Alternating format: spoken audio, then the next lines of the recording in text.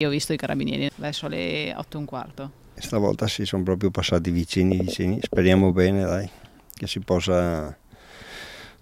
possano prenderli almeno quello. L'andirivieni dei carabinieri non è passato inosservato in un mercoledì sera come tanti, una zona residenziale, case attaccate una all'altra, cartelli che avvertono sulla presenza capillare di telecamere, ma tutto ciò non è bastato. Prima i malviventi sono entrati dalla finestra della camera da letto di un appartamento al piano terra di questa palazzina di via Oberdan, fuggendo con 300 euro in contanti, poi poco distante in una villetta della collaterale via Scossore hanno divelto la finestra della sala da pranzo. Una volta all'interno, utilizzando un levachiodi e un flessibile, hanno forzato la cassaforte rubando il denaro e i gioielli in oro. Sul posto gli uomini dell'Arma di Vittorio Veneto che ora stanno indagando a 360 gradi. Intanto il comune corre ai ripari in 2 mosse, la prima rivedendo l'intero sistema di videosorveglianza, la seconda breve quando saranno riconosciute le prime squadre per il controllo di vicinato. Il comune, raccolte le adesioni, si sta occupando dei dettagli tecnici. Si tratta che ogni gruppo deve avere un cosiddetto referente, questo referente va riconosciuto tale